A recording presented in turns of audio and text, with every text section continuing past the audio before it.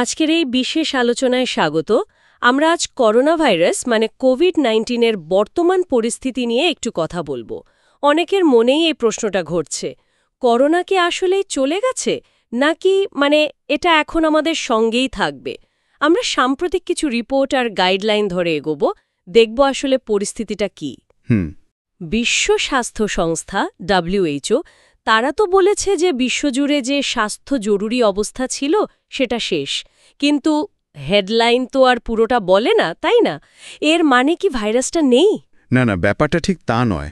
কারণ বিভিন্ন দেশে তো এখনো নতুন ভেরিয়েন্টের খবর আসছে। ঠিক।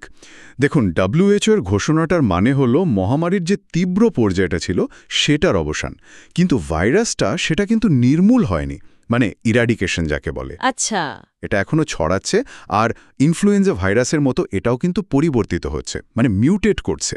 ও আচ্ছা। এখনকার যে সাবভেরিয়েন্টগুলো, ধরুন ওমিক্রনের পরের XBB বা ওই ধরনের, ওগুলো কিন্তু আগের মতো মারাত্মক অসুস্থতা শায়দ কম ঘটাচ্ছে, বিশেষ করে যাদের টিকা নেওয়া আছে। কিন্তু এদের সংক্রমণ ক্ষমতা সেটা কিন্তু কমেনি, কিছু ক্ষেত্রে হয়তো বেড়েছেও। তার মানে ঝুঁকিটা একেবারে চলে যায়নি। বাংলাদেশেও তো আমরা শুনি যে কেস হচ্ছে, অল্প হলেও হচ্ছে। হ্যাঁ, হচ্ছে তো। যদিও হাসপাতালে ভর্তির চাপ হয়তো আগের মতো নেই, কিন্তু বিশেষজ্ঞরা বলছেন যাদের বয়স বেশি বা ধরুন অন্য রোগ আছে, একদম কোমরবিডিটি যাদের আছে, হ্যাঁ, তাদের ক্ষেত্রে জটিলতার একটা ঝুঁকি তো থেকেই যাচ্ছে, তাই না? অবশ্যই সেই ঝুঁকিটা তো আছেই। তাহলে এই যে পরিস্থিতিটা, ঝুঁকি কিছুটা কমও কিন্তু যায়নি, এখন আমাদের কি করা উচিত? সেই পুরনো নিয়মগুলোই কি সব মেনে চলতে হবে, নাকি কিছু পরিবর্তন আনা যায়? দেখুন, কিছু বেসিক স্বাস্থ্যবিধি ওগুলো তো সবসময় জরুরি, তবে হ্যাঁ, এখন হয়তো একটু অন্যভাবে ভাবা যায়।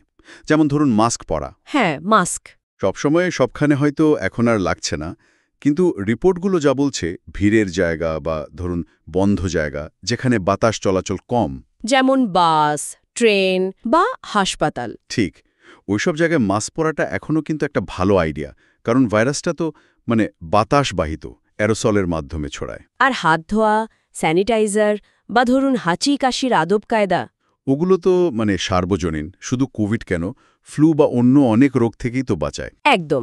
নিয়মিত সাবান দিয়ে হাত ধোয়া বা স্যানিটাইজার ব্যবহার করা, এগুলো চালিয়ে যাওয়া ভালো, খুব ভালো অভ্যাস। আর হাঁচি কাশির সময় নাক মুখ ঢাকা, এটাও তো জরুরি। আচ্ছা, আর টিকার ব্যাপারটা, বুস্টার ডোজ? হ্যাঁ, এটাও গুরুত্বপূর্ণ। যারা আগের ডোজগুলো নিয়েছেন তাদের জন্য বুস্টার ডোজের সুপারিশ কিন্তু এখনও আছে, কারণ দেখা যাচ্ছে টিকার যে সুরক্ষা, বিশেষ করে নতুন ভ্যারিয়েন্টের বিরুদ্ধে, সেটা সময়ের সাথে একটু কমে আসে। বুস্টারটা নিলে ওই প্রতিরোধ ক্ষমতাটা আবার কার্যকর মাত্রায় ফেরে। WHO এর গাইডলাইনেও কিন্তু এটাই বলা হচ্ছে। কিন্তু একটা সমস্যা তো থেকেই যায়, তথ্যের ব্যাপারটা, বিশেষ করে সোশ্যাল মিডিয়াতে এত রকমের খবর আসে, অনেক সময় তো ভুল তথ্য ছড়ায়, কোনটা ঠিক বোঝা কঠিন হয়ে যায়। এটা খুবই সত্যি কথা। আর স্বাস্থ্য নিয়ে ভুল তথ্য তো খুব দ্রুত ছড়ায়, বিভ্রান্তিও তৈরি করে। হ্যাঁ, তাই কোনো খবর, বিশেষ করে যদি খুব চমকপ্রদ বা ভীতিকর মনে হয়, সেটা বিশ্বাস করার আগে বা শেয়ার করার আগে একটু উৎসটা দেখে নেওয়া দরকার। অথেন্টিক সোর্স থেকে কিনা। একদম। সরকারি ওয়েবসাইট, WHO বা ধরুন নির্ভরযোগ্য নিউজ মিডিয়া, গবেষণা সংস্থা, এদের তথ্যের ওপর নির্ভর করা ভালো। একটা সূত্র না দেখে কয়েকটা নির্ভরযোগ্য জায়গা থেকে মিলিয়ে নিলে সবচেয়ে ভালো হয়। তাহলে সব মিলিয়ে যা বোঝা গেল, আতঙ্কিত হওয়ার মতো পরিস্থিতি হয়তো এখন নেই, কিন্তু ভাইরাসটা যেহেতু আছে আর বদলাচ্ছেও, তাই সতর্কতাটা দরকার। ঠিক তাই। হালকাভাবে নেওয়ার সুযোগ নেই, জেনে বুঝে চলতে হবে। একদম ঠিক বলেছেন। মূল কথা হলো সতর্ক থাকুন, কিন্তু আতঙ্কিত হবেন না, সঠিক তথ্য জানুন। আর এর সাথে একটা বিষয় হয়তো আমাদের লম্বা সময়ের জন্য ভাবতে হবে। কি রকম?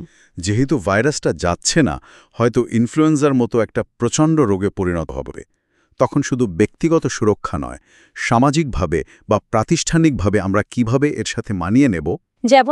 যেমন ধরুন আমাদের অফিস আদালত, স্কুল কলেজ বা যেখানে অনেক লোক আসে, সেখানে বাতাস চলাচলের ভালো ব্যবস্থা রাখা স্থায়ীভাবে, বা ধরুন কেউ অসুস্থ বোধ করলে যেন সহজে বাড়িতে থাকতে পারে, সেই সাপোর্টটা দেওয়া, এই কালচারটা তৈরি করা। এটা একটা জরুরি দিক, কাঠামোগত পরিবর্তন। হ্যাঁ, এই ধরনের অ্যাডাপ্টেশনগুলো নিয়ে হয়তো ভবিষ্যতে আরও ভাবতে হবে। এটা এখন আলোচনার বিষয়। সত্যি, এটা একটা ভাবনার বিষয়। আজকের এই গভীর আলোচনার জন্য অনেক ধন্যবাদ।